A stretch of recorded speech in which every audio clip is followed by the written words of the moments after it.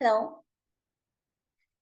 magic morning to all, and happy Good Independence Day. morning.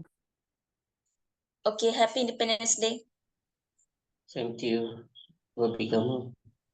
Okay, then നമുക്ക് ഇന്നത്തെ സെഷനിലേക്ക് കിടക്കാം. അപ്പോൾ മൈ സ്റ്റോറി സെഷനാണ്. അപ്പോൾ എല്ലാവരും പോസ്റ്ററും കാര്യങ്ങളും കണ്ടിട്ടുണ്ടാവുമെന്ന് വിചാരിക്കുന്നു. അപ്പോൾ ഇന്നത്തെ നമ്മുടെ മൈ സ്റ്റോറി സെഷനിൽ നമ്മുടെ സിന്ധു മാം ആണ് സെഷനിലേക്ക് വന്നിട്ടുള്ളത്. സോ മാമിന്റെ മൈ സ്റ്റോറി നമുക്ക് ഒരുപാട് ഇൻസ്പിറേഷൻ ആവുമെന്ന് വിചാരിക്കുന്നു. സോ ഈ സെഷൻ എടുക്കാൻ വേണ്ടിയിട്ട് ഞാൻ മാമിനെ ഇൻവൈറ്റ് ചെയ്യാണ്. Sindhu ma'am, please welcome ma'am. Hi, magic morning. എല്ലാവർക്കും ഒരു സ്വാതന്ത്ര്യദിന ആശംസകൾ നേരുന്നു. അതിനോടൊപ്പം ഞാൻ എൻ്റെ മൈ സ്റ്റോറി പറയാം. നമ്മളെ ഗ്രൂപ്പിൽ നിന്ന് ഒരുപാട് പേരെ വിളിച്ചിട്ട് ആരെയും കിട്ടാതായപ്പോ നമ്മൾ ഈ ഒരു സെക്ഷൻ നമ്മൾ ഇങ്ങനെ കൊണ്ടുപോകാൻ തുടങ്ങിയിട്ട് കുറച്ചായി. അപ്പൊ ഇതിലൊരു മുടക്കം വരാൻ പാടില്ലല്ലോ. അപ്പൊ അത് കാരണം കൊണ്ട് ഞാൻ എൻ്റെ സ്റ്റോറി തന്നെ പറയാൻ തീരുമാനിച്ചു. അതും ഞാൻ പറയുന്നത് പാർട്ടായിട്ടാണ്. കാരണം ഒരുപാട് പറയാനുണ്ട്. പാർട്ടായിട്ടാണ്. അപ്പൊ ഇന്ന് കുറച്ച് കാര്യങ്ങൾ പറയാൻ ഞാൻ താല്പര്യപ്പെടുന്നു. ആദ്യം തന്നെ എന്റെ ജനനം പറയും 1972 കൊല്ലം ജില്ലയില് ആണ് ഞാൻ ജനിച്ചത്. എൻ്റെ അച്ഛന്റെ തറവാട്ടില് അച്ഛന്റെ ഏട്ടന്മാര് അനിയന്മാരെല്ലാരും കല്യാണം കഴിച്ച് ആർക്കും കുട്ടികളൊന്നും ഇല്ലാതിരുന്നിട്ട് ആദ്യമായിട്ടുണ്ടായ ഒരു കുട്ടി എന്നുള്ള പരിഗണനയും കൂടി എനിക്ക് കിട്ടിയിരുന്നു. കൂടാതെ ഞങ്ങള് വാടക വീട്ടിലാണ് കുറെ വർഷങ്ങളായിട്ട് താമസിച്ചത്. ഞാൻ ജനിച്ചതും ഒക്കെ ഒരു വാടക വീട്ടിലായിട്ടാണ് ഞാൻ ഓർമ്മ വെച്ച മുതൽക്ക് അറിഞ്ഞു തുടങ്ങിയത്. പിന്നെ കൊല്ലം ജില്ലയിൽ നിന്ന് എങ്ങനെ പൊന്നാനി നാട്ടിലേക്ക് എത്തിയെന്ന് വെച്ചാൽ അച്ഛൻ ഇതുപോലെ ജോലിയുടെ ഭാഗമായിട്ട് ഇവിടെ എത്തിച്ചേരുകയും അച്ഛൻ കല്യാണം കഴിച്ചു പറഞ്ഞിട്ട് അച്ഛന്റെ കൂട്ടുകാരും വിശ്വസിക്കാതെ അച്ഛനെ കൊണ്ട് കല്യാണം കഴിപ്പിക്കാൻ വേണ്ടി അവർ ശ്രമിച്ചപ്പോ അന്ന് രാത്രി തന്നെ അച്ഛൻ ഇവിടുന്ന് കയറി. നാളെ പെണ്ണ് കാണാൻ പോവുകയാണെങ്കിൽ ഇന്ന് രാത്രി തന്നെ അച്ഛൻ ഇവിടുന്ന് കയറി അവിടെ വന്ന് ഞങ്ങളെ ഫാമിലിനെ മൊത്തം ഇങ്ങോട്ട് കൊണ്ടുവന്നു. രാവിലെ പെണ്ണ് കാണാൻ പോവാൻ വേണ്ടി ആൾക്കാർ വന്ന് നോക്കിയപ്പോ അച്ഛന്റെ മക്കളെയും ഭാര്യനെ കണ്ടപ്പോ അവർ അത്ഭുതപ്പെട്ടുപോയി. അങ്ങനെയാണ് പൊന്നാനിയിലെത്തിയത്. പൊന്നാനിയിലെത്തിയതും ഒരു വാടക വീട്ടിലാണ്. അപ്പൊ എന്റെ അച്ഛൻ ആശാരിപ്പണിയാണ് എടുത്തിരുന്നത്. അച്ഛന്റെ 3 പെൺമക്കളില് ആദ്യത്തെ മകളാണ് ഞാന്. അപ്പൊ നമ്മള് ഒരു മിഡിൽ ക്ലാസ് ഫാമിലി ഒന്നും പറയാൻ വയ്യ. ഏറ്റവും താഴെ തട്ടി നിൽക്കുന്ന ഒരു ഫാമിലി പറയാലോ. സ്വന്തമായിട്ടൊരു വീട് പോലും ഇല്ല എന്ന് പറയുമ്പോ തന്നെ അത്രയും ഒരു പുവർ ഫാമിലി. അപ്പൊ അച്ഛൻ കൊണ്ടുവന്നിട്ട് വേണം ഈ 3 മക്കളെ പഠനം, ഭക്ഷണം, ബാക്കി എല്ലാ കാര്യങ്ങളും കഴിഞ്ഞു പോവാൻ. പക്ഷെ എന്നാ അച്ഛൻ ഞങ്ങൾക്ക് ഭയങ്കര പേടി സ്വപ്നം കൂടിയായിരുന്നു. കാരണം ജോലി ചെയ്യും, അതിന്റെ ഒരു പെർസെന്റേജെങ്കിലും അച്ഛൻ മദ്യപിക്കാൻ എടുക്കും. ആകെ കിട്ടുന്ന വരുമാനം അന്ന് 50 രൂപ. മദ്യപിച്ച് വന്ന അച്ഛന്റെ സ്വഭാവം വളരെ മോശമാണ്. മോശം എന്ന് പറഞ്ഞാല് വീട്ടിലെ അമ്മേനായിട്ട് വഴക്കുണ്ടാക്കും. ഞങ്ങൾക്കൊന്നും മിണ്ടാൻ പോലും, ഞങ്ങൾ 3 പെൺകുട്ടികളാ വീട്ടിലുണ്ട് എന്ന് പോലും അറിയില്ല. അത്രയും സൈലന്റ് ആയി പോവും. അപ്പൊ എന്തെങ്കിലും ഒരു പാത്രം താഴ്ത്ത് വീണ, അല്ലെങ്കിൽ ഉറക്കെ ഒന്ന് ചിരിച്ചാൽ, അല്ലെങ്കിൽ ഉറക്കെ ഒന്ന് സംസാരിച്ചാൽ അടി കിട്ടും ഞങ്ങക്ക്. അത് പേടിച്ചിട്ട് ഞങ്ങള് മിണ്ടില്ല. അപ്പൊ അച്ഛൻ ഇഷ്ടം പോലെ തിന്നാനൊക്കെ വാങ്ങിക്കൊണ്ടുവന്ന് തരും. പക്ഷെ അത് പാചകം ചെയ്ത് കഴിഞ്ഞാല് അത് കഴിക്കാനുള്ള അവസരം ഉണ്ടാവാറില്ല.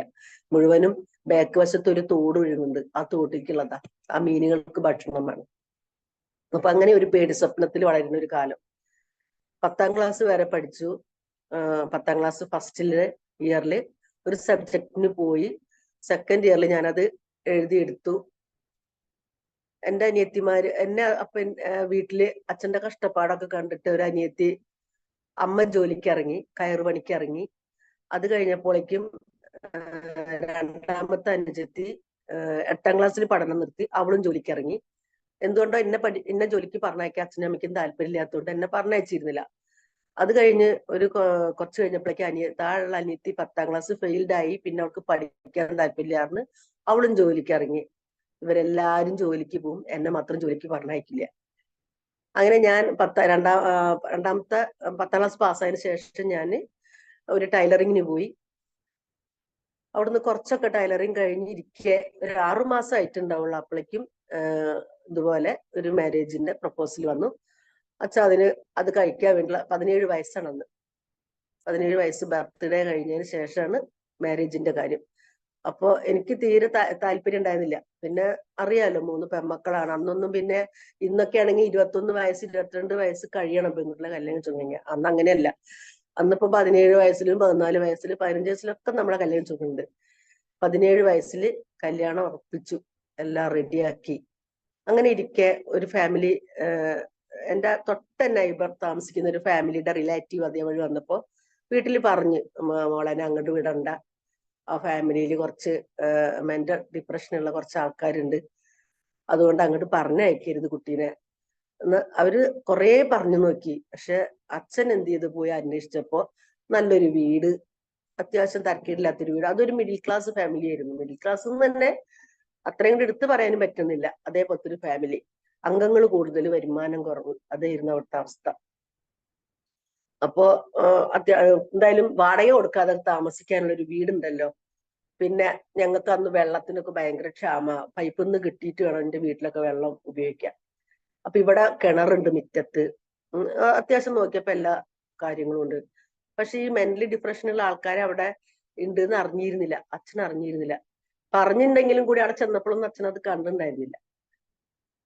അങ്ങനെ എന്തിനു പറയുന്നത്, കല്യാണം അവിടെ ഫിക്സ്ഡ് ആക്കി. അപ്പോ എന്റെ ഹസ്ബൻഡ് പിന്നെ അച്ഛനെ കണ്ട് പിന്നെയും പിന്നെയും പറഞ്ഞ് എന്തായാലും എനിക്ക് തന്നെ കല്യാണം കഴിച്ചു തരണം അങ്ങനെയെന്നൊക്കെ പറഞ്ഞിട്ട് മാരേജ് റെഡിയാക്കി. കല്യാണമൊക്കെ കഴിഞ്ഞ് അന്ന് നമ്മളാ കല്യാണം കഴിഞ്ഞ് അന്ന് അവിടെ വീട്ടിൽ ചെന്ന് കയറുമ്പോ ഞാൻ കണ്ട അവസ്ഥ, ഒരിക്കൽ ഞാൻ എന്റെ കല്യാണത്തിന്റെ കാര്യങ്ങൾ പറഞ്ഞതുകൊണ്ട് ഞാൻ വീണ്ടും ഇവിടെ റിവൈൻഡ് ചെയ്യുന്നില്ല. അവിടെ കണ്ട അവസ്ഥ, ഒരാളെന്നെ മെന്റൽ ഡിപ്രഷനുള്ള ഒരാളെന്നെ അവിടെ റൂമിൽ അടച്ചിട്ടിരിക്കുന്നു. കൂടാതെ ഒരാള് നമ്മളെ തിണ്ണയിൽ ഇരിക്കുന്നുണ്ട്. ഒരാൾക്ക് ഒരു 50% ആയിട്ടുള്ളൂ, ഓവർ ആയിട്ടില്ല. അപ്പൊ അദ്ദേഹം അവിടെ ഉണ്ട്, അദ്ദേഹത്തിന്റെ വൈഫ് ഉണ്ട്, അവരെ 2 കുട്ടികളുണ്ട്. പിന്നെ ഒരേട്ടന്റെ ഭാര്യ ആ ഏട്ടന്റെ അടുത്ത് പോയിരിക്കുന്നു, കാരണം ഇങ്ങനെ അസുഖം കൂടുതലായപ്പോ അവര് പോയി. ഈ ഒരു മാനസികാവസ്ഥയിലാണ് ഞാൻ ആ വീട്ടിൽ ചെന്ന് കയറുന്നത്. അവിടുന്ന് അങ്ങോട്ടുള്ള എന്റെ ജീവിതം ഭയങ്കര പേടിയും, എന്താ പറയാ, ജീവിതത്തിൽ നമുക്കൊരു സന്തോഷം എന്ന് പറഞ്ഞത് എനിക്ക് ആ വീട്ടിൽ നിന്ന് കിട്ടിയിട്ടില്ല. അപ്പൊ സ്കൂളിലാണെങ്കിൽ ഞാൻ 4ാം ക്ലാസ് വരെ കൊല്ലത്ത് പഠിച്ച്, അത് കഴിഞ്ഞതിന് ശേഷം ഇവിടെ പൊന്നാനിയിൽ വന്ന് ഇവിടെ ചേർന്നു. 10ാം ക്ലാസ് അതൊക്കെ ഇവിടെ തന്നെ പഠിച്ചു. അപ്പൊ സ്കൂളില് എല്ലാ ടീച്ചേഴ്സിന്റെ ഒരു ചെല്ലക്കുട്ടിയായിരുന്നു ഞാൻ. ഒരുപാട് സംസാരിക്കുന്ന, നന്നായി പാട്ട് പാടുന്ന, സ്കൂളില് എല്ലാ കാര്യങ്ങൾക്കും മുന്നിട്ട് നിൽക്കുന്ന, പ്രയർ ചെല്ലാനും എന്തിനാ പറഞ്ഞത്, സംഗീതം എന്റെ ഒരു കൂടപ്പുറപ്പായിരുന്നു. പക്ഷെ ഈ വീട്ടിലേക്ക് വന്നതിന് ശേഷം ഒന്ന് മൂളാനോ അല്ലെങ്കിൽ നമുക്കൊരു റേഡിയോ പാട്ട് കേൾക്കാനോ നമുക്ക് ഒന്നിനും പറ്റാത്തൊരു സാഹചര്യം. ഭയങ്കരമായിട്ട് എന്താ പറയാ, ഞാൻ ഒരുപാട് കഷ്ടപ്പാട് യാതനകൾ അനുഭവിച്ചു പോകുന്ന ഒരു വീട്. നമ്മൾ പണ്ടൊരു കഥ കേട്ടില്ലേ, ഖലീഫ ഉമറിന്റെ കഥ, അതിനകത്ത് കേട്ടിട്ടുണ്ട് നമ്മൾ, ഒരു ചെമ്പിനകത്ത് കുറച്ച് വെറുതെ വെള്ളം വെച്ച് കയ്യിലിട്ട് ഇളക്കി ഇളക്കി ഇളക്കി ആ അമ്മ കുഞ്ഞുങ്ങളെ സമാധാനിപ്പിക്കുന്ന ഒരു കഥ നമ്മൾ വായിച്ചിട്ടുണ്ട്. എന്ന് പറയുന്നത് പോലെ തന്നെ ഇവിടെയും വലിയൊരു ചെമ്പിനകത്ത് ഒരു നാഴി അരിയിട്ട് അത് കഞ്ഞി രൂപത്തിലാക്കി, പറ്റും വെള്ളം കൂടുതൽ ആണുങ്ങൾക്കൊക്കെ വിളമ്പിക്കൊടുത്ത് സ്ത്രീകൾ വെറും കഞ്ഞെള്ളം മാത്രം കുടിച്ച്, എവിടെയൊക്കെ ചക്കയുണ്ടോ അവിടെയൊക്കെ പോയിട്ട് എന്റെ ഭർത്താവിന്റെ അമ്മ പോയിട്ട് ചക്കക്കുരു വാങ്ങിക്കൊണ്ടുവരും. എന്നിട്ട് അതെല്ലാം പുഴുങ്ങി പച്ച വെളിച്ചെണ്ണയൊക്കെ ഒഴിച്ച് ഒരു തോരൻ പോലെ ഉണ്ടാക്കും. അതും കുറച്ച് കോരി വെച്ച് തരും. ഈ കഞ്ഞിയില് ഈ ഓരോ വറ്റ് എവിടെയെങ്കിലും ഒക്കെ കിടക്കണ്ടാവുള്ളൂ, അത് ഒഴിച്ചു തരും. അത് കഴിച്ചിട്ടാണ് ഞങ്ങൾ ഇരുന്നിരുന്നത്. രാവിലെയൊക്കെ ചായക്ക് കടി ഉണ്ടാക്കുമ്പോൾ അങ്ങനെ തന്നെയായിരുന്നു. അപ്പൊ ഇതേപോലത്തെ ഒരു ഫാമിലി, ഞാൻ മുഴുവൻ ഇതായിട്ട് പറയല്ല, ആരെങ്കിലും ബോറടിപ്പിക്കുന്നുണ്ടെങ്കിൽ പറയണം, ഇതേപോലത്തെ ഒരു ഫാമിലി ആയിരുന്നു അവിടെ. എന്തിനു പറയുന്നു, എല്ലാറ്റിനും ഹസ്ബൻഡ് നല്ല ആൾ തന്നെയാണ്, മദ്യപിക്കില്ല, സ്മോക്കിംഗ് ഇല്ല, വേറെ ഒന്നുമില്ല. പക്ഷെ ജോലി എടുക്കുന്ന കാശ് മുഴുവൻ ചീട്ട് കളിക്കും. മദ്യപിക്കുകയാണെങ്കിൽ വയറ് നിറച്ചല്ലേ കഴിക്കുള്ളൂ, പക്ഷെ ചീട്ട് കളിക്കുന്നതിന് ഒരു അവസാനമില്ല. അപ്പൊ കിട്ടുന്ന കാശ് മുഴുവനും അതിനു വേണ്ടി ഉപയോഗിക്കുന്ന ഒരാള്. അപ്പൊ ബാക്കിയുള്ളത് പറയണ്ടല്ലോ, കുടുംബത്തിൽ നമുക്ക് എത്ര സ്വസ്ഥത ഉണ്ടാവും എന്നുള്ളത്. കാരണം നമ്മൾ വരുമാനം കൊടുക്കാതാവുമ്പോ നമ്മൾ അവിടുന്ന് ഭക്ഷണം കൂടി കഴിക്കുമ്പോൾ അവസ്ഥ എന്താണെന്ന് അറിയാലോ. അങ്ങനെയുള്ള ഒരു അവസ്ഥ. അതിന്ന് അവരെന്നെ കരകയറ്റാൻ വേണ്ടി ഞാനും എന്റെ മക്കളും കൂടി, അന്ന് എനിക്ക് ഒരു മൂന്ന് കുട്ടികളുണ്ട്. ഈ 3 മക്കളെ കയ്യും പിടിച്ച് ഞാൻ ഏട്ടൻ കളിക്കുന്ന സ്ഥലത്ത് വരെ പോയിട്ട് ഞാൻ കരഞ്ഞ് കാല് പിടിച്ച്, അങ്ങനെയൊക്കെ ഇട്ട് എങ്ങനെയോ ആ ചീട്ടുകളിൽ നിന്ന് എനിക്ക് മുക്തി നേടാൻ പറ്റി. പിന്നെ ഒരു മകൻ എന്റെ അമ്മയുടെ അടുത്ത് നിന്ന് അവൻ എന്റെ അച്ഛൻ പഠിപ്പിക്കാന്നുള്ള ഞങ്ങളെ കഷ്ടപ്പാട് കണ്ടപ്പോ അച്ഛൻ ഏറ്റെടുത്തു. പിന്നെ ബാക്കി രണ്ടുപേരുണ്ട്. അതിൽ രണ്ടാമത്തെ മകന് ഭയങ്കര എന്താ പറയാ പഠിക്കാനും ഒക്കെ നല്ല ഇഷ്ടമുള്ള ഒരു കുട്ടിയായിരുന്നു. അങ്ങനെ അതിനോടൊപ്പം എനിക്കൊരു അസുഖം കൂടി കൂടപ്പുറപ്പായി കിട്ടി. ഈ മക്കളെയൊക്കെ പ്രഗ്നന്റ് ആയ സമയത്ത് ഒരു ശ്വാസം മുട്ടും കൂടി കിട്ടി. അവിടുന്ന് ഈ 3 മക്കളെയും കഴിഞ്ഞതിന് ശേഷം പിന്നെ ഞാന് ഇങ്ങനെയൊന്നും ജീവിച്ചാൽ പറ്റില്ലല്ലോ. അപ്പൊ അവിടെ പഴയ ഫാമിലി ആയതുകൊണ്ട് തന്നെ സ്ത്രീകൾ ജോലിക്ക് പോകുന്നതിനോട് തീരെ താല്പര്യമില്ലാത്ത ആൾക്കാരാണ് അവര്. അപ്പൊ ഞാൻ എന്ത് വിചാരിച്ച്, നമ്മളിങ്ങനെ ഇരുന്നാൽ ശരിയാവില്ലല്ലോ, അപ്പൊ എന്തിനെങ്കിലും ഇറങ്ങണം എന്ന് വിചാരിച്ച് ഞാന് ആദ്യം ഒരു വീട്ടിൽ അടുക്കള പണിക്ക് പോയി. ഒരു നായന്മാര് വീട്ടിൽ അടുക്കള പണിക്ക് പോയി. അവിടുന്ന് എന്തെങ്കിലും കിട്ടും, അത് കൊണ്ടുവന്ന് എന്റെ മക്കൾക്ക് കൊടുക്കും. അങ്ങനെയായി. പിന്നെ 4-4.5 വയസ്സ പിന്നെ മോനെ ചേർക്കണം. അപ്പൊ ഞാൻ ഇതുപോലെ ജോലി അന്വേഷിച്ചിറങ്ങി. ഈ കോൺവെന്റ് പോലത്തെ അവിടെ പോയിട്ട് അവിടുത്തെ എച്ച്എമ്മിനെ കണ്ട് സംസാരിച്ച് എച്ച്എം പറഞ്ഞു എന്തായാലും ഇവിടെ നാളെ തൊട്ട് പോന്നോ പറഞ്ഞ്. അപ്പൊ അവിടെ എങ്ങനെയായിട്ടാ ക്ലീനിങ് സ്റ്റാഫ് ആയിട്ടാണ് പോയത്. ആ ഒരു ജോലിയിൽ ഇരിക്കെ എന്റെ മകനവിടെ ഫ്രീ ആയിട്ട് പഠിക്കാനുള്ള ഒരു പെർമിഷൻ കിട്ടി. അങ്ങനെ എന്റെ മോനെ അവിടെ ഇംഗ്ലീഷ് മീഡിയം സ്കൂളിൽ ചേർത്തു. അപ്പൊ അവന് ബാഗ്, ബുക്ക് കാര്യങ്ങളൊക്കെ മാം എനിക്ക് ഫ്രീ ആയിട്ട് തന്നു എന്റെ മോനെ പഠിപ്പിക്കാൻ. പിന്നെ യൂണിഫോമും കാര്യങ്ങളും വേണമല്ലോ, അതൊക്കെ തൊട്ടടുത്ത വീട്ടിലെ ഒരു ആൺകുട്ടി പോകുന്നുണ്ടായിരുന്നു. അപ്പൊ അവന്റെ പഴയ ഡ്രസ്സൊക്കെ എന്റെ മോന് തരും. അങ്ങനെയായിട്ട് അവനെ ഞാൻ എന്ത് പറയണേ 7ാം ക്ലാസ് വരെ അവിടെ പഠിപ്പിച്ചു എന്നുള്ളതാണ്. പിന്നെ എന്റെ മോള് കുറച്ച് ഫിക്സ് ഉള്ള കുട്ടിയായിരുന്നു. അവളായിട്ട് ഒരുപാട് ഞാൻ കഷ്ടപ്പെട്ടിട്ടുണ്ട്. രാത്രിയൊക്കെ കൊണ്ടുപോയിട്ടുണ്ട്. അത്രയും വയ്യാത്തൊരു മോളായിരുന്നു. അപ്പൊ ഇവളെന്നെ വീട്ടിലിരുത്തി എനിക്ക് ജോലിക്ക് പോകാൻ ഭയങ്കര ബുദ്ധിമുട്ടായി തുടങ്ങി. കാരണം അമ്മയ്ക്കൊന്നും മോളെ നോക്കാൻ പറ്റില്ല. അവര് പിറുപിറുക്കാൻ തുടങ്ങി. കാരണം ഞാൻ ജോലിക്ക് പോവാ, എന്റെ കുഞ്ഞിനെ ഒരാൾ നോക്കണ്ടേ. അപ്പൊ ഞാൻ വളരെ ഒരു 3 വയസ്സായപ്പോഴേക്ക് അംഗൻവാടി കൊണ്ടാക്കി കൊടുത്തു. ടീച്ചറോട് വിവരം പറഞ്ഞു പോന്നു. പക്ഷെ അന്ന് അവിടെ ഉണ്ടായിരുന്ന ഹെൽപ്പർ കുറച്ച് സ്ട്രിക്റ്റ് ആയതുകൊണ്ട് തന്നെ അവിടുന്ന് എന്റെ മോൾക്ക് ഫിക്സ് ഇളകി. അവളെന്നെ എന്നെ ഇടയ്ക്കൊന്ന് വിളിച്ച് അവളെ ഞാൻ വീട്ടിലേക്ക് കൊണ്ടുവരേണ്ട ഒരു അവസ്ഥയൊക്കെ ഉണ്ടായി. എന്തിനു പറയുന്നത്, അവിടുന്നൊക്കെ മെച്ചപ്പെട്ട് വീണ്ടും ഞാൻ എല്ലാം തരണം ചെയ്ത് അങ്ങനെ വല്ലാതെ ബുദ്ധിമുട്ടി ഞാൻ ഇങ്ങനെ കൊണ്ടുവന്ന് ഞാൻ ലാസ്റ്റ് നമ്മളെ ഒരു വില്ലേജ് ഓഫീസിൽ ജോലിക്ക് കയറി. അപ്പൊ ഈ വരുമാനം എനിക്ക് തികയണില്ല. കാരണം അവിടുന്ന് കിട്ടണത് പിന്നെ 7ാം ക്ലാസ് പിന്നെ കഴിഞ്ഞപ്പോ എനിക്കൊരു സമാധാനം. എന്നാലും ഞാൻ അച്ഛനോട് കാര്യങ്ങളൊക്കെ പറഞ്ഞിട്ട് ഞാൻ അവിടുന്ന് മെല്ലെ ഇറങ്ങി. ഞാൻ വില്ലേജ് ഓഫീസിൽ അവരുടെ വർക്കുകൾ പെൻഡിങ് വരുന്നത് ഒരു രജിസ്റ്ററിലേക്ക് നമ്മൾ എഴുതി കൊടുക്കണം. ഓരോ വർഷം ചെയ്യുന്ന ജോലികളുടെ ബാലൻസ് വരുമല്ലോ. ഇപ്പൊ ബാങ്കിന്റെ ഒക്കെ അവരാണല്ലോ പോയിട്ട് ബാങ്കിലത്തെ കാര്യങ്ങളൊക്കെ പറഞ്ഞിട്ട് ഈ RR അങ്ങനെയൊക്കെ പറഞ്ഞ കുറെ സംഭവങ്ങളുണ്ട്. അപ്പൊ അതൊക്കെ ഒന്ന് വേറൊരു ബുക്കിലേക്ക് പകർത്താൻ ഒരാൾ വേണം. തുച്ഛമായ വരുമാനത്തിൽ ഞാൻ അവിടെ കയറിയത്. അത് 2002 2001 കയറി 2002 ലാസ്റ്റ് ആയപ്പോഴേക്കും അവസാനിപ്പിച്ചു. അപ്പൊ അതിൽ കയറി അവിടെ ജോലി ചെയ്ത് അതിന്റെ ഇടയിൽ കൂടെ ഞാൻ അവർക്ക് അപേക്ഷ എഴുതി കൊടുക്കും. അവിടെ വരുന്ന ആളുകൾക്ക് അപേക്ഷ എഴുതി കൊടുക്കും. അപ്പൊ അവരെനിക്ക് 10-20 തരും. അങ്ങനെയിട്ട് അത് ഒരു വരുമാനമാക്കിയെടുത്ത്. പിന്നെ ഞാൻ ആ സമയത്ത് എന്റെ അമ്മയ്ക്ക് ഒരു ക്യാൻസർ പോലത്തെ അസുഖം വന്നു. എന്നിട്ട് അമ്മേനെ അതിന്നൊന്ന് കൊണ്ടുപോകാനും അതിനൊക്കെ ആയിട്ട് എനിക്ക് അന്ന് വില്ലേജ് ഓഫീസിലെ വരുമാനം എന്തായാലും കിട്ടിയിരുന്നതുകൊണ്ട് ഒരു സമാധാനമായിരുന്നു. പിന്നെ വില്ലേജ് ഓഫീസറൊക്കെ നല്ലൊരു സ്വഭാവം ഉള്ളത് കൊണ്ട് തന്നെ ഒരു സർട്ടിഫിക്കറ്റ് ഒക്കെ എഴുതി ഒപ്പിട്ടെന്നാൽ അതിന്റെ ബാക്കിയൊക്കെ ഞാൻ പൂരിപ്പിച്ച് എഴുതി കൊടുക്കണം. അപ്പൊ അതിനൊക്കെ ആയിട്ട് എനിക്ക് ഒത്തിരി പൈസ അവർ തന്നിരുന്നു. അപ്പൊ ആ ഒരു ഇതിൽ അങ്ങനെ ജീവിച്ചു പോന്നിരുന്നു. പിന്നേന്ന് പറഞ്ഞാല് ഈ എന്താ പറയാ, നമ്മൾ ആ വീട്ടിൽ നിന്ന് അവരായിട്ട് പൊരുത്തപ്പെട്ട് പോകുന്ന ഒരു കാര്യം ഭയങ്കര വിഷമമുള്ള കാര്യമായിരുന്നു. കാരണം ഒരു വെച്ചതൊന്നും ഞങ്ങക്ക് തിന്നാൻ കിട്ടാത്തൊരവസ്ഥ പറയില്ല. ഈ സുഖമില്ലാത്തവര് വന്ന് കയ്യിലിട്ടിളക്കുക, അവര് വന്ന് കോരി തിന്നുക, ഇങ്ങനത്തെ ഒക്കെ ഒരു അവസ്ഥ നമുക്ക് അങ്ങോട്ട് ആക്സെപ്റ്റ് ചെയ്യാൻ പറ്റാത്തൊരു ഇതായിട്ടാണ് പോയിട്ടുണ്ടായിരുന്നത്. ഒരുപാട് സ്ട്രഗിൾ ചെയ്തെന്ന് പറഞ്ഞാല് ജീവിതത്തിൽ ഇത്രയും അനുഭവിച്ചൊരു പെൺകുട്ടികൾ ഉണ്ടാവില്ല എന്നാണ് എനിക്ക് തോന്നുന്നത്. എന്റെ കാഴ്ചപ്പാടിൽ തോന്നുന്നത്. ഞാൻ അത്രയും ഒരു ഫിലിം ആക്കാൻ വേണ്ടി ഞാനത് കുറെ എഴുതി വെച്ചിട്ടുണ്ടായിരുന്നു എന്റെ ഒരു പേപ്പറുകൾ. അന്നൊന്നും ഇതിനെ പറ്റി നമുക്ക് അറിയില്ല. പോസിറ്റീവ് ആണോ നെഗറ്റീവ് ആണോ അല്ലെങ്കിൽ വേറെ ഒന്നും നമുക്കറിയില്ല. എങ്ങനെ എന്റെ ജീവിതം പകർത്തണം എന്ന് എനിക്ക് തോന്നി കുറെ പേപ്പറിൽ ഞാൻ എഴുതിയിട്ടുണ്ട്. മനസ്സിൽ നിന്നൊന്ന് പോവാൻ വേണ്ടിയിട്ട് ഇത് കുറെ എഴുതിയിട്ടുണ്ട്. ഈ അടുക്കള പണിക്കൊക്കെ പോവാ പറഞ്ഞാല് അങ്ങെത്തുന്ന. കാരണം എന്റെ അച്ഛനൊന്നും അത് സഹിക്കാൻ പറ്റുന്നതിലും അപ്പുറമായിരുന്നു. എന്നെ അത്രയും എവിടെയും പറഞ്ഞയക്കാതെ നിർത്തിയതല്ലേ. അപ്പൊ ഞാൻ ഈ പണിക്ക് പോകുന്നുണ്ടെന്നൊക്കെ, ഭർത്താവിന്റെ വീട്ടിൽ നിന്നാണ് ഞാൻ ഈ പോണത്. അപ്പൊ ഈ പോകുന്നുണ്ടെന്നൊക്കെ കേട്ടപ്പോ, അതും ഹസ്ബൻഡ് അറിയില്ല കേട്ടോ, ഞാന് ഈ പോണതൊന്നും അറിയില്ല. കാരണം രാവിലെ ഇവര് പണിക്ക് പോയി കഴിഞ്ഞാൽ ഞാൻ മെല്ലെ ഇറങ്ങും. എന്തിനാന്നറിയോ? അവിടുന്ന് എന്തെങ്കിലും തിന്നാൻ കിട്ടും, അപ്പൊ അതിന്റെ മക്കൾക്കും കൊടുന്നു കൊടുക്കാലോ, അത് വിചാരിച്ചിട്ടാണ് ഈ ഇറങ്ങണ കിട്ടാ. അപ്പൊ ഏട്ടനങ്ങോട്ട് ഇറങ്ങി കഴിഞ്ഞാൽ വേഗം പോവും. എന്നിട്ട് അവരവിടെ പോയിട്ട്, അവിടെ ഒരു അമ്മ ഉണ്ടായിരുന്നു. ആ അമ്മേനെ ഞാൻ നന്നായി നോക്കിയിട്ടുണ്ട്. നല്ല പ്രായമുള്ള ഒരു അമ്മയാ. മരിക്കുന്ന സമയത്ത് പോലും എന്നെ വിളിച്ചിട്ടാണ് കരഞ്ഞിരുന്നത് എന്ന് പറയും. ഓർമ്മ പോണത് വരെയും എന്നെ വിളിച്ചിരുന്നു എന്നാ പറഞ്ഞ എല്ലാവരും. അപ്പൊ അത്രയും സ്നേഹം കൊടുത്ത് അത്രയും ഞാൻ ആ അമ്മേനെ കെയർ ചെയ്തിട്ടുണ്ടായിരുന്നു. അപ്പൊ അവിടുന്നൊക്കെ എന്ന് പറഞ്ഞാൽ നമുക്ക് നമ്മളെ ജീവിതത്തിന്റെ ഓരോ സ്റ്റെപ്പുകളായിട്ട് നമുക്കറിയാം, ജീവിതം തന്നെ നമുക്കൊരു നാടകം. നമ്മള് എല്ലാവരും ഇന്നും അഭിനയിച്ചുകൊണ്ടേ ഇരിക്കുകയാണ്. ഓരോ വേഷങ്ങളായിട്ട് നമ്മൾ അഭിനയിച്ചുകൊണ്ടിരിക്കുക. വീട്ടിൽ വന്നിട്ടുണ്ടെങ്കിൽ അച്ഛന്റെ അമ്മയുടെ മുന്നിൽ നല്ലൊരു മകളാണ്, ജോലിക്ക് പോണതൊന്നും അവരറിഞ്ഞിരുന്നില്ല.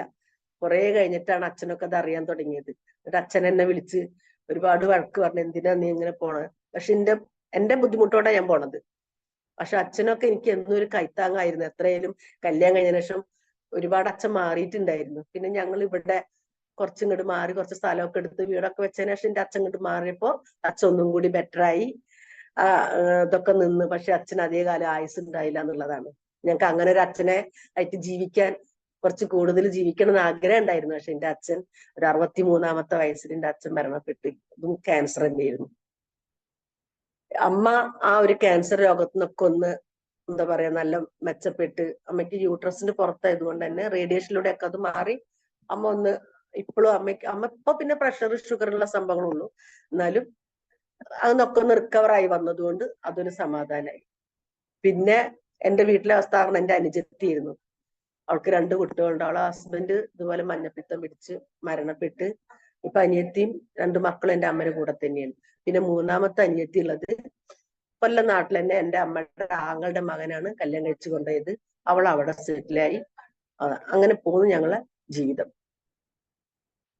അവിടുന്ന് അങ്ങോട്ട് ആ വില്ലേജ് ഓഫീസിൽ നിന്നൊക്കെ ഇറങ്ങി അവരെ വർക്ക് കഴിഞ്ഞതിന് ശേഷം, അപ്പോഴേക്ക് ഈ അസുഖങ്ങളും കാര്യങ്ങളും ഇതെല്ലാം കഴിഞ്ഞു വന്നതിന് ശേഷം ഞാൻ അംഗൻവാടിയില് താൽക്കാലികമായിട്ട് അന്നൊക്കെ 3 മാസം വർക്ക് ചെയ്താൽ മതി. അന്നൊക്കെ വർക്ക് ചെയ്യുന്ന സമയത്ത് ഞാൻ കയറുന്ന സമയത്ത് ഒരു 450 രൂപ ഒക്കെയാണ് അന്ന് മാസത്തിലെ വരുമാനം.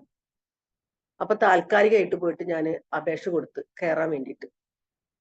അപ്പോ 3 മാസം കയറും. അപ്പൊ ആദ്യമായിട്ട് കയറുന്ന സമയത്ത് എനിക്ക് പോവാൻ ഡ്രസ്സൊക്കെ വേണമല്ലോ. അപ്പോ കാതിലൊക്കെ എന്തെങ്കിലും വേണമോ, മാല വേണോ, ഒന്നുമില്ല. അപ്പൊ ഞാൻ അവിടുത്തെ ആ ജോലി തന്ന ഞങ്ങൾ ഓഫീസർ ഉണ്ടല്ലോ, CDPO സാറിന്, മാമിന്റെ അടുത്ത് ചെന്ന ഒരു സ്ത്രീയായിരുന്നു. ഞാൻ അങ്ങോട്ട് കരഞ്ഞിട്ട് പറഞ്ഞു, നാളെ തൊട്ട് ജോലിക്ക് വരാം, പക്ഷെ എന്റെ അടുത്ത് ഒന്നുമില്ല, വണ്ടിക്കൂലിക്കില്ല, ഒന്നുമില്ല, ഞാൻ എങ്ങനെ വരും എന്ന് പറഞ്ഞപ്പോ, സത്യം പറഞ്ഞ അന്ന് എനിക്ക് 200 രൂപ അന്നൊക്കെ വലുതാ. ഇന്നും വലുത് തന്നെയാണ്. എന്നാലും ഇന്നത്തെക്കാൾ ഉപരി അന്ന് അതൊരു വലിയ എമൗണ്ട് ആണ്. ആ 200 രൂപ തന്ന് ഒരു ബാഗ് മേടിച്ച്, ഒരു മാല വാങ്ങിച്ച്, തൊട്ടടുത്ത വീട്ടിലെ ചേച്ചി 2 സാരി തന്ന്, അങ്ങനെയൊക്കെ ആയിട്ട് ഞാൻ അംഗൻവാടി പോക്ക് തുടങ്ങി. ഞങ്ങളെ CDPO മാറി. അവിടെ വേറൊരു മെയിലായിട്ട് ഒരു CDPO വന്നപ്പോ അദ്ദേഹം എന്നോട് പറഞ്ഞു, പിന്നെ സ്ഥിരപ്പെടുത്താൻ വേണ്ടിയിട്ടുള്ള, ഞങ്ങൾ ചെന്ന് കരഞ്ഞ് കാല് പിടിച്ചപ്പോ സ്ഥിരപ്പെടുത്താൻ പറഞ്ഞു. അപ്പൊ സർട്ടിഫിക്കറ്റ് ഒക്കെ എടുത്തിട്ട് വരാൻ പറഞ്ഞു. വീട്ടിൽ വന്ന് നോക്കുമ്പോ സർട്ടിഫിക്കറ്റ് കാണാനില്ല, എവിടെ വെച്ചതെന്ന് ഓർമ്മയില്ല. അങ്ങനെ ആ ഒരു ചാൻസ് നഷ്ടപ്പെട്ടു. ആ സാറൊക്കെ പോയതിനു ശേഷം പിന്നെ എനിക്ക് സർട്ടിഫിക്കറ്റ് കിട്ടിയത് അവിടുന്ന്. അപ്പൊ ഈ ജോലിക്ക് പോകുന്നതിന് വീട്ടിൽ നിന്ന് ഒരുപാട് മുറുമുറുപ്പുണ്ട് കേട്ടാ. കാരണം ഒരു പെണ്ണാണല്ലോ ജോലിക്ക് പോകണം, ഒരു വീട്ടിൽ അതില്ലല്ലോ. അപ്പൊ നമ്മൾ രാവിലെ ഇറങ്ങി പോവാ, വൈകുന്നേരം കയറി വരിക പറയുമ്പോ അമ്മായിയമ്മ അങ്ങനെ പിറുപിറുക്കാൻ തുടങ്ങി. നേരത്തെ പോകുമ്പോ എനിക്ക് ഭക്ഷണം ഉണ്ടാക്കാൻ പറ്റില്ല. അവർക്കൊരു സമയമുണ്ട്, ആ സമയത്ത് ഒരു ഭക്ഷണം പാചകം ചെയ്യുന്നു. അപ്പൊ ഞാൻ ഭക്ഷണം ഉണ്ടാക്കി കഴിഞ്ഞാല് അത് അവർക്ക് ഇഷ്ടപ്പെടുന്നില്ല, മക്കൾക്ക് ഭക്ഷണം ഉണ്ടാക്കി കൊടുത്തയക്കാൻ പറ്റില്ല, അങ്ങനത്തെ ഒക്കെ ഒരു സിറ്റുവേഷൻ. അപ്പൊ അതൊന്നും ഞാന് ഭക്ഷണമൊന്നും കൊണ്ടുപോകാതെയും അങ്ങനെ ഇങ്ങനെയൊക്കെ ആയിട്ട് അങ്ങനെ പോയി. അപ്പൊ ഒരു പാട്ട് ഇത്രേ ഉള്ളൂ കേട്ടോ, ഞാൻ ഇത്രേ പറയണുള്ളൂ. എനിക്ക് ഇവിടുന്നാണ്ട് പറയണേ കുറച്ചും കൂടി ഞാൻ പിന്നീട് ഒരിക്കൽ പറയാം. അപ്പൊ ഇത്രയാണ് ഞാൻ അന്ന് പറഞ്ഞത് അതിന്റെ ചെയ്യാൻ. അപ്പൊ ഇതാണ് എന്റെ ജീവിതത്തിന്റെ ഒരു ഭാഗം. Okay, thank you. Okay, thank U Sindhu ma'am, thank you so much. Anyway ഒരുപാട് സ്റ്റേജസ് കഴിഞ്ഞിട്ടാണ് മാം ഇന്ന് ഈ നിലയിൽ എത്തിയിട്ടുള്ളത്. എന്തായാലും മാം ഹാപ്പി ആയിട്ടിരിക്കുക. ഒരുപാട് തരണം ചെയ്ത് എത്തിയിട്ടുണ്ട്. സാർ മാമിനെ കാണുമ്പോഴും ആ ഹാപ്പിനെസ് നമുക്ക് ഫീൽ ചെയ്യുന്നുണ്ട്. സോ ലൈഫ് ലോങ് ഇങ്ങനെ തന്നെ ഇരിക്കട്ടെ. ഓക്കെ, അപ്പോൾ ഈ ഒരു സെഷനിൽ നിങ്ങൾക്ക് ഫീഡ്ബാക്കോ എന്തെങ്കിലും സംസാരിക്കേണ്ടതെന്ന് ഹാൻഡ് റൈസ് ചെയ്ത് വരാമോ? താങ്ക് യു മോളെ.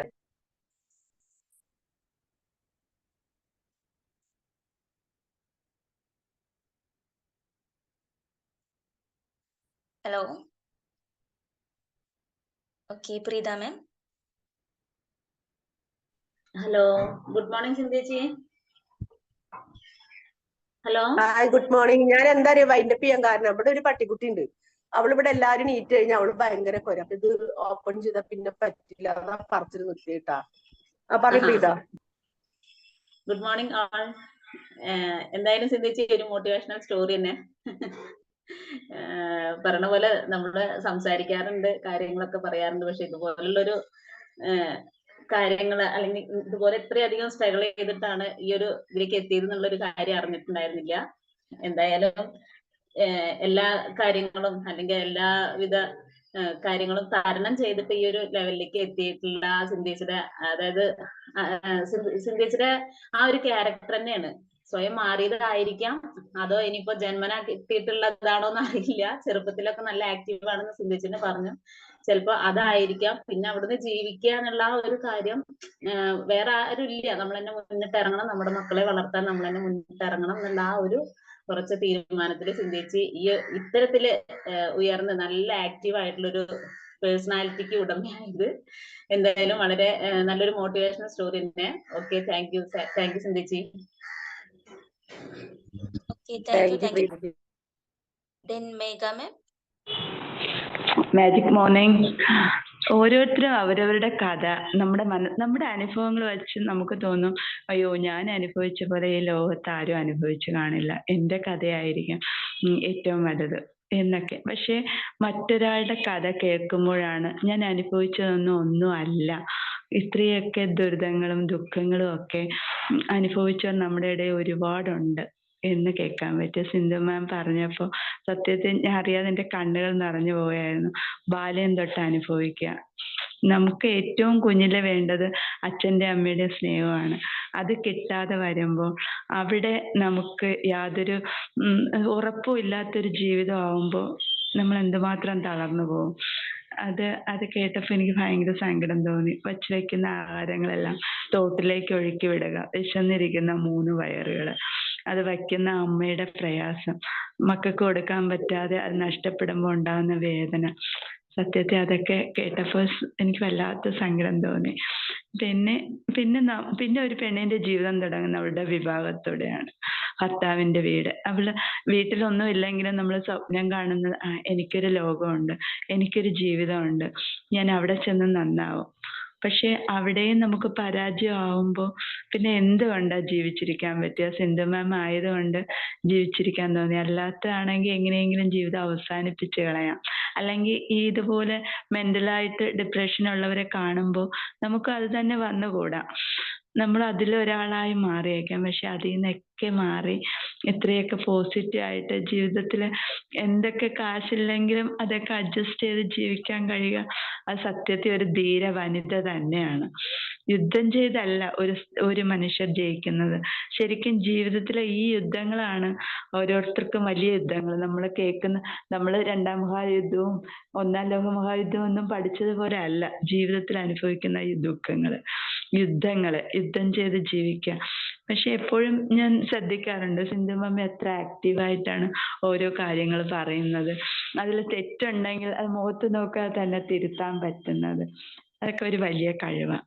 സത്യത്തിൽ ഞാൻ ആ കാല് തൊട്ട് നമസ്കരിക്കുക. ഇനിയും ഒരുപാട് പറയാനുണ്ട്. ഇത്രേ പറഞ്ഞിട്ടുള്ളൂ എങ്കിലും ഇതിന്റെ ഒരു ഘടകമേ ആയിട്ടുള്ളൂ. നമസ്കാരം. ഞാൻ തൊഴിയ. Thank you Megha, thank you. Okay, thank you Megha ma'am. Divya ma'am. Ma'am മ്യൂട്ടാണ്. ഹലോ. Okay, hello. പറഞ്ഞോളൂ. Magic morning Sindhu ma'am. Hello. Hi hi. Hi. നല്ലൊരു കഥയാണ്. എന്താ പറയേണ്ടതെന്ന് അറിയില്ല. സത്യം പറഞ്ഞാൽ ഭയങ്കര സങ്കടമായി പോയി കേട്ടപ്പോ. ഇത് പറയുകയും ചെയ്തു ചേച്ചി, ഒരു പാർട്ടായിട്ടുള്ളൂ. അപ്പോ നമ്മള് ഇവിടം വരെ എത്തണമെങ്കിൽ എത്രയോ കാര്യങ്ങളെ നമ്മൾ എന്താ പറയാ, എത്രയോ നദികൾ നമ്മൾ കടന്നു വേണം ഇവിടം വരെ എത്തണമെങ്കിൽ എന്നുള്ളതാണ് നമ്മൾ ചിന്തിക്കുന്നത്. അഥവാ ആ സങ്കടങ്ങളിൽ പെട്ട് കരഞ്ഞ് അവിടെ ഇരുന്നിരുന്നെങ്കിൽ ഒരിക്കലും ഈ ഒരു എന്താ പറയാ, നല്ലൊരു ജീവിത രീതിയിലേക്ക് എത്തില്ലായിരുന്നു. അപ്പോ ഒരുപക്ഷെ ഈ ഇത്രയും നാൾ അനുഭവിച്ച ആ ഒരു സങ്കടവും കഷ്ടപ്പാടും ഒക്കെ ആയിരിക്കണം ഒരുപക്ഷെ ഇന്ന് മാമിന്റെ ജീവിതത്തിൽ കിട്ടിയിട്ടുള്ള ഏറ്റവും വലിയ മോട്ടിവേഷൻ എന്ന് വേണം പറയാൻ. കാരണം മോട്ടിവേഷൻ കഥകൾ മറ്റുള്ളവരുടെ കേൾക്കുമ്പോൾ അവർക്ക് അതൊരു വെറും കഥകൾ മാത്രമാണ്. അതവര് കേൾക്കും, 2 ദിവസം കഴിയുമ്പോൾ അത് മറന്നുപോകും. പക്ഷെ നമ്മൾ ജീവിച്ച ചുറ്റുപാടുകളെ കുറിച്ച് നമ്മൾ ചിന്തിക്കുമ്പോൾ നമ്മൾക്ക് അതെന്നും മനസ്സിലിങ്ങനെ തേട്ടി വരും. എത്ര നമ്മൾ ഫോർഗീവ്നെസ് എഴുതി എന്ന് പറഞ്ഞാലും ഈ ചിന്തകളെല്ലാം നമ്മളുടെ മനസ്സിന്റെ ഒരു കോണിൽ ഉണ്ടായിരിക്കും.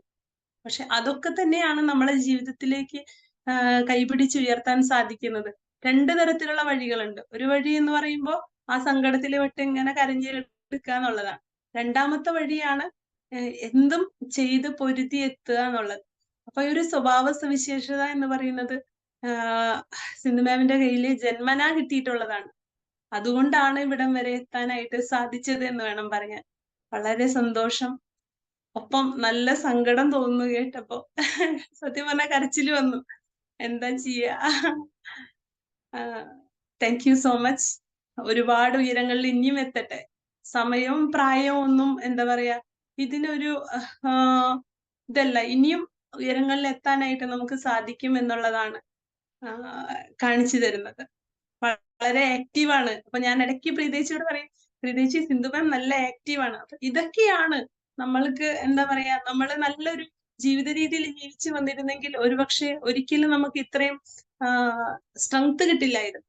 ഒരുപക്ഷെ പൈസ ഉണ്ടായിരിക്കാം, പല കാര്യങ്ങളിലായിരിക്കും. പക്ഷെ നമ്മളുടെ ഒരു മെന്റൽ സ്ട്രെങ്ത് എന്ന് പറയുന്നത് നമ്മൾ അനുഭവിച്ച കാലഘട്ടങ്ങളിലൂടെ വരുമ്പോഴാണ് നമുക്കത് നമ്മൾ സ്വയം നേടിയെടുക്കുന്നതാണ്. Thank you so much. ഒരുപാട് നന്ദി. Thank you. ഞാൻ ഇന്നും എന്റെ വീട്ടിൽ എന്റെ മരുമക്കള് ഭക്ഷണം നാശാക്കുമ്പോ ഞാൻ പറയും, ഒരിക്കൽ ഞാൻ ഇതിനു വേണ്ടി ഒരുപാട് ആഗ്രഹിച്ചിട്ടുണ്ട്. ഒരു നേരത്തെ ഭക്ഷണത്തിന് വേണ്ടി ഒരുപാട് ആൾക്കാർ വീടുകളിൽ പോയി ഭക്ഷണം വാങ്ങി കഴിച്ചിട്ടുണ്ട്. എന്റെ മകൻ സ്കൂൾ വിട്ട് വരുന്ന സമയത്ത് അവന് കൊടുക്കാൻ ഭക്ഷണം ചിലപ്പോൾ വീട്ടിലുണ്ടെങ്കിൽ പോലും എനിക്ക് എടുത്തു കഴിക്കാൻ പറ്റാത്ത ഒരു അവസ്ഥയായിരുന്നു. കാരണം അമ്മ സമ്മതിക്കില്ല, അമ്മ വഴക്ക് പറയും. കാരണം കണക്കിന് വെക്കുന്ന ഭക്ഷണം, വരുമാനം കുറവ്, ആള് കൂടുതലാണല്ലോ. അപ്പൊ തൊട്ടടുത്ത വീട്ടിൽ ചേച്ചിയുണ്ട്, അവിടെ കൂട്ടിക്കൊണ്ടിട്ട് അവന് ഒരുപാട് വയറു നിറച്ച് ഭക്ഷണം കൊടുക്കും. ഇന്ന് നന്ദി അവരോട് ഉണ്ടിട്ടാ. അപ്പൊ അതിന്ന് എനിക്കും കുറച്ച് തിന്നാൻ തരും. പിന്നെ അവൻ പഠിക്കുമ്പോ എന്റെ വീട്ടിൽ വന്നിറങ്ങിയിട്ട് വരുന്ന സമയത്ത് എന്റെ അമ്മ അവിടെ ചോറ്റുപാത്രത്തിനകത്ത് നിറയെ ചോറാക്കി കൊടുത്തയക്കും. ഇപ്പൊ രാത്രി മക്കളെ പഠിപ്പിക്കാതിരിക്കുമ്പോഴാണ് ഞാൻ അത് കഴിക്കുക. വീട്ടിൽ കണ്ട പ്രശ്നമാവില്ലേ. അപ്പോ ഭക്ഷണം നാശാക്കണത് ഇന്നും എനിക്ക് ഇഷ്ടമില്ലാത്ത കാര്യം. ഒരു വറ്റ് കളയാൻ പോലും ഞാൻ വീട്ടിൽ സമ്മതിക്കില്ല. ഇല്ലെങ്കിൽ നമ്മൾ അന്ന് വേറെ എന്തെങ്കിലുമൊക്കെ ചെയ്യാന്നല്ലാതെ ഭക്ഷണം കളയരുതെന്ന് ഞാൻ മരുമക്കളോട് പറയും. ഇഷ്ടം പോലെ എല്ലാ സാധനവും വാങ്ങി കൊടുത്തിട്ടുണ്ട്. നിങ്ങൾക്ക് എന്ത് വേണേലും ഉണ്ടാക്കി കഴിക്കാം, പക്ഷെ അനാവശ്യമായിട്ട് ചെലവാക്കിയത് അതിന് മാത്രം എനിക്ക് ഇഷ്ടമല്ല പറയുന്നത്. കാരണം നമ്മൾ ഒരുപാട് ബുദ്ധിമുട്ടിയത് കൊണ്ടാ. അതുപോലെ തന്നെ ഇന്ന് ഒരു വസ്ത്രത്തിന് വേണ്ടിയും നമ്മൾ ഒരുപാട് കഷ്ടപ്പെട്ടിട്ടുണ്ട്. അപ്പൊ അത് ഞാൻ ഒരാൾ ചോദിച്ചാ എന്റെ അടുത്ത് ഉണ്ടെങ്കിൽ കൊണ്ടു അതിൽ നിന്നൊക്കെ പഠിച്ച പാടാണ് മോളെ. ഒരാൾക്ക് ദാനം ചെയ്യുക, ഒരു പാവങ്ങളെ കണ്ട് അത് അറിഞ്ഞ് അവർക്ക് സഹായിക്കുക എന്നുള്ളത് എന്റെ അനുഭവത്തിലൂടെ ഞാൻ പഠിച്ചതാണ്. ഒരു നേരം ഞാൻ വിശന്നിരുന്നത് ഞാൻ അനുഭവിച്ചിട്ടുണ്ടെങ്കിൽ മറ്റൊരാളുടെ വിശപ്പിനെ അറിയാൻ നമുക്ക് കഴിയും. അങ്ങനെ ഞാനിത് അനുഭവിച്ച ആളാ.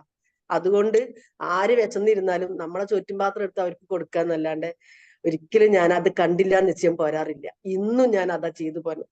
അതിന്റെ ഗുണമായിരിക്കാം എന്റെ മക്കൾ എവിടെ പോയാലും അവർക്കൊരു ബുദ്ധിമുട്ട് വരുന്നില്ല. എല്ലാ കാര്യങ്ങളും നമ്മൾ ചെയ്ത നല്ല പ്രവൃത്തികളായിരിക്കാം. അപ്പൊ അങ്ങനെ ഒരുപാട്. പിന്നെ ഉത്തരവാദിത്തമില്ലാത്ത ഒരു ഭർത്താവ് എന്ന് പറഞ്ഞത് ആലോചിച്ച് നോക്കി നിങ്ങള്. അപ്പൊ ആ ഒരു ഭാഗത്ത് കൂടിയും കൂടി എനിക്കൊരു സപ്പോർട്ടിങ് ഉണ്ടായിട്ടില്ല. പക്ഷെ ഇന്ന് എന്റെ ഹസ്ബൻഡ് ഒരു 3-4 വർഷമായിട്ടുണ്ടാവും ഹസ്ബൻഡ് പാഠം മാറി. ഇന്ന് മാറിയ ആള് അത് കുറച്ചും കൂടി മുന്നേ ആയിരുന്നെങ്കിൽ എന്റെ ജീവിതത്തിൽ എന്തെങ്കിലുമൊക്കെ നേടായിരുന്നു. ഞാൻ പറഞ്ഞിട്ടുണ്ടായിരുന്നു, ഒരിക്കൽ ഒരു പൊന്നു പോലും ഇല്ലാതെ കല്യാണം കഴിച്ചു പോയ ആളാ ഞാൻ. ഇന്നും ഒരു തരി പൊന്നിടാനുള്ള യോഗം എനിക്ക് ഉണ്ടായിട്ടില്ല. പക്ഷെ കിട്ടും. ഞാൻ അത് വാങ്ങിയിടും. ഈ പണമില്ല എന്നുള്ള പേരിൽ നമ്മളെ സമൂഹം ഒരുപാട് ഒറ്റപ്പെടുത്തിയിട്ടുണ്ട്. ഓരോ കാര്യങ്ങൾ ചെല്ലുമ്പോഴും അവിടെയെല്ലാം അവര് ഒന്നിനും ഒന്നുമില്ലാത്തവരാണ്. അവരെ ഇങ്ങോട്ട് മാറ്റി നിർത്തുക എന്നുള്ള ആ ഒരു അനുഭവം വരെ നമ്മുടെ ജീവിതത്തിൽ ഉണ്ടായിട്ട്. അതുകൊണ്ട് തന്നെ എനിക്കൊരു വാശിയാണ് സമൂഹത്തില് പൈസക്കാരായിട്ട് നല്ല പണക്കാരായിട്ട് ജീവിക്കണം എന്നുള്ളത് എന്റെ വാശിയാണ്. അത് ജീവിച്ചിട്ടേ ഞാൻ മരിക്കും, ഉറപ്പാണത്. അതുപോലെ തന്നെ എന്ത് പൈസ ഉണ്ടായാലും പാവങ്ങളെ സഹായിക്കുക എന്നുള്ളത് എനിക്ക് ഇഷ്ടപ്പെട്ടൊരു കാര്യം, അതും ഞാൻ ചെയ്യും. അതൊക്കെ കഴിഞ്ഞിട്ടേ ഞാൻ പോവുള്ളൂ. ഞാൻ ഇവിടുന്ന് ഇപ്പൊ തന്നെ ഒന്നും പോവില്ല, ഞാൻ ഇതെല്ലാം അനുഭവിച്ചിട്ടേ പോവുള്ളൂ. ഒരു ദുഃഖത്തിന് ഒരു സുഖം ഉണ്ട് നമ്മൾ കേട്ടിട്ടില്ല, എന്തായാലും സുഖം ഉണ്ടായിട്ട് പോവുള്ളൂ. അതാണ് എന്റെ ജീവിതം. Okay, thank U. ഈ വാശിയാണ് നമ്മളെ മുന്നോട്ട് നയിക്കുന്നത്. വാശി നമുക്ക് മറ്റുള്ളവരോടല്ല കാണിക്കേണ്ടത്. ഏറ്റവും വലിയൊരു പാഠമാണ് ഇന്ന് നമ്മൾ സിന്ധു മാമിൽ നിന്ന് നമ്മൾ എല്ലാവരും അറിഞ്ഞിരിക്കേണ്ട ഒരു പാഠമാണ്. നമ്മുടെ ജീവിതത്തിൽ കൂട്ടിച്ചേർക്കേണ്ട ഒരു അധ്യായങ്ങളിൽ ഒന്നാണെന്ന് വേണം പറയാൻ. കാരണം നമ്മൾ പലപ്പോഴും നമ്മളൊന്ന് താഴ്ന്നു നിൽക്കുമ്പോ മറ്റുള്ളവരെ കുറിച്ച് നോക്കിയിട്ടാണ് നമ്മൾ അസൂയപ്പെടുന്നത്. അതുപോലെ നമ്മളെ മറ്റുള്ളവരെയാണ് കൂടുതൽ വിമർശിക്കുന്നത്. നമ്മൾ നമ്മളിൽ തന്നെ വാശി കാണിക്കുക, മറ്റുള്ളവരോട് എന്തിനാണ് വാശി കാണിക്കുന്നത്? നമ്മളിൽ വാശി കാണിച്ചുകൊണ്ട് നമ്മൾ മുന്നേറുമ്പോഴാണ് നമ്മുടെ വാശിക്കും എല്ലാ കാര്യങ്ങൾക്കും നമുക്ക് ഒരു ശതമാനം കൂടുതൽ നമുക്ക് ചെയ്യാൻ കഴിയുന്നത്, പ്രവൃത്തി ചെയ്യാൻ കഴിയുന്നത്. Thank you so much. ഒരുപക്ഷെ ഇത് തന്നെയാണ് സിന്ധു മാമിന്റെ ജീവിതത്തിന്റെ കുട്ടികളുടെ എല്ലാ കാര്യങ്ങളുടെയും ഒരു മനോഹാരിത, ജീവിതത്തിന്റെ തന്നെ ഒരു മനോഹാരിത എന്ന് പറയുന്നത് ഇത് തന്നെയാണ്. താങ്ക് യു സോ മച്ച് മാം. ഒരുപാട് സന്തോഷം. താങ്ക് യു മോളെ. ദിവ്യ മാം, then Unnikrishnan sir. Good morning all. എല്ലാവർക്കും ഒരു ഹാപ്പി ഇൻഡിപെൻഡൻസ് ഡേ നേരുന്നു. സിന്ധു മാമിന്റെ സ്റ്റോറി സ്വല്പം കേട്ടിട്ടുള്ളെങ്കിലും വളരെയധികം കണ്ണുകളെ ഈർന്നണിയിക്കുന്ന രീതിയിലാണ്. ആ കാലഘട്ടത്തിൽ ജീവിക്കുന്ന വ്യക്തികൾ മിക്കവാറും ഒരു 70% ഇങ്ങനത്തെ ഒരു കാലഘട്ടത്തിലൂടെ കടന്നുപോയിരിക്കുന്ന സ്ഥിതിയാണ് അറിഞ്ഞിരിക്കുന്നതും അനുഭവമുള്ളതും. അതുപോലെ തന്നെ പുറത്തുനിന്നുള്ള സ്ട്രഗിൾ നമ്മൾ അനുഭവിക്കേണ്ടി വന്ന വീടിന്റെ ഉള്ളിൽ തന്നെ നമുക്കെല്ലാം കിട്ടിയതുകൊണ്ട് അതിൽ നിന്ന് ഉൾക്കൊണ്ട് പാഠങ്ങൾ നമുക്ക് ജീവിതത്തിലെ ഒരു അനുഭവമായി. എന്തായാലും നല്ലൊരു സ്റ്റോറിയാണ്. Thank you. Thank you all. Thank you ഉണ്ണിയേട്ടാ. Thank you. Okay sir, thank you. then Mani sir.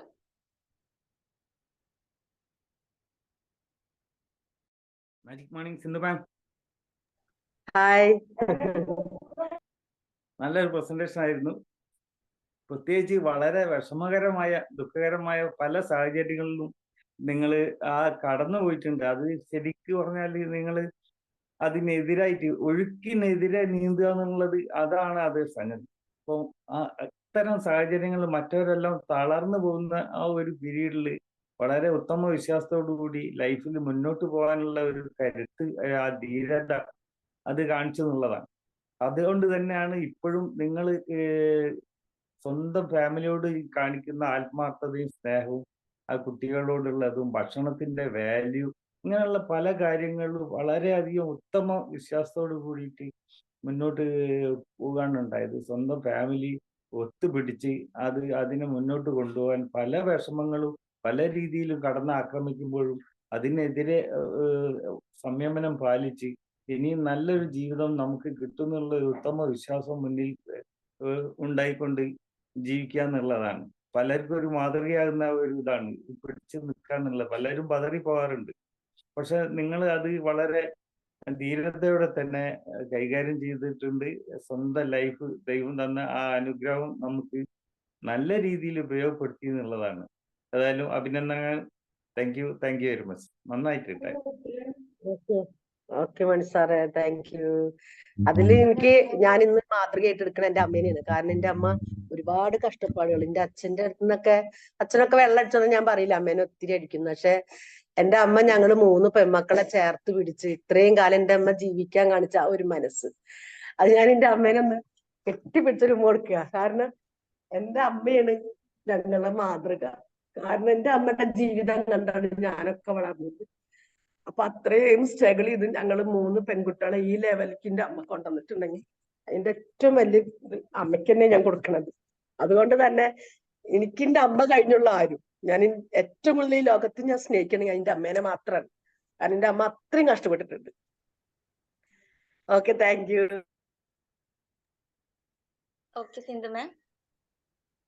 Okay, സത്യം പറഞ്ഞാൽ എന്താ പറയണ്ടെന്ന് അറിയില്ല. എനിവേ ലൈഫിൽ എന്തായാലും മാമിന് ഒരുപാട് ഹാപ്പിനെസ്സും കാര്യങ്ങളും ഇനിയും വരാനുണ്ട്. മാം പറഞ്ഞ പോലെ ഒരുപാട് സമ്പത്തും ഹാപ്പിനെസ്സും ഒക്കെ മാമിന് എന്തായാലും ഒരു ഷുവർ ആണ് ആ കാര്യം. ഓക്കെ, അപ്പൊ എല്ലാ ബ്ലെസ്സിങ്സും ഒക്കെ ഉണ്ടായിരിക്കട്ടെ. Okay, anyway thank you so much ma'am. Thank you. Then session wind up ചെയ്യാം. ഓക്കെ, താങ്ക് യു ചേച്ചി. Thank you to all. Thank you, Thank Sindhu you, ma'am. Sindhu Thank ma'am. you all. Thank very you much. Thank you. Happy Independence Day. എല്ലാരും വിഷമിപ്പിച്ചിട്ടുണ്ടെങ്കിൽ sorry ട്ടാ. ഒരുപാട് okay, സന്തോഷം. Thank you. ഒന്നും വിഷമിപ്പിച്ചിട്ടില്ല. പക്ഷെ ഒന്നും പറയാനില്ലാത്തതുകൊണ്ടൊന്നും you. പറയാൻ